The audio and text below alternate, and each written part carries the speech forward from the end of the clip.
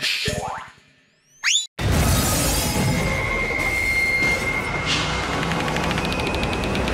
voulais vous parler à chaud de la sortie de Sans un bruit 2, le film de John Krasinski, que vous pourrez découvrir en salle le 18 mars, si je ne dis pas de bêtises.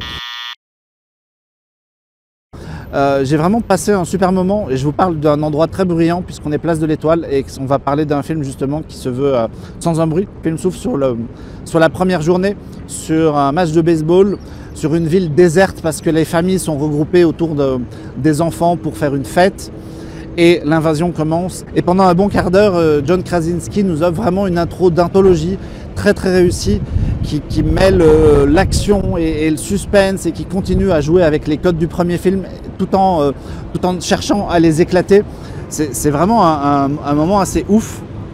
Et après, l'histoire continue là où elle s'était arrêtée, à savoir que lui est malheureusement décédé. Sa femme part en quête d'un autre endroit où s'installer avec les enfants. Elle va faire la rencontre de Cillian Murphy qu'elle connaissait d'auparavant et se découle de là beaucoup de choses en fait. Le récit va éclater en différentes parties puisque les protagonistes vont se retrouver séparés.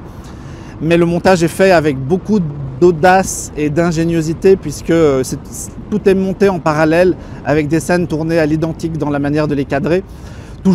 Il joue toujours avec les sons, les bruits, le mixage sonore. Il faut aussi que je parle de la fissure du premier volet qui ici hérite vraiment du premier rôle. C'est elle qui fait tout le boulot. Si vous vous souvenez, elle a un appareil auditif qui est censé lui permettre d'entendre un petit peu ce qui se passe autour d'elle.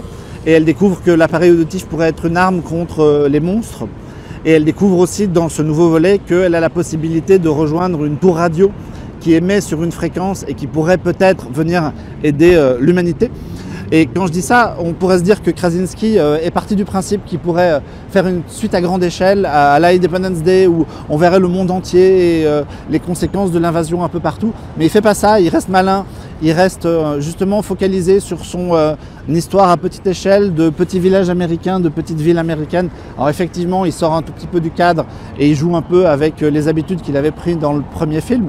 Mais en même temps, voilà, il est fidèle à ses convictions de rester sur un truc à petite échelle, de jamais montrer plus que ce qu'il n'en faut. Et franchement, j'ai passé un super moment, je me suis régalé, j'ai crié par moments, j'ai sursauté sur mon siège, je suis sorti de la salle avec les mains totalement moites. Et ouais, c'est vraiment une belle réussite, je suis très étonné parce que c'est jamais facile. Voilà, la suite a été poussée par Paramount qui voulait le faire rapidement. Ça a été tourné très vite, ça a été écrit très vite, produit très vite. On se demandait si tout ça allait tenir la route et ça tient vachement la route. C'est très solide. Moi, voilà, je vous recommande d'y aller. Faites attention au bruit autour de vous. Prenez soin de vous et allez au cinéma.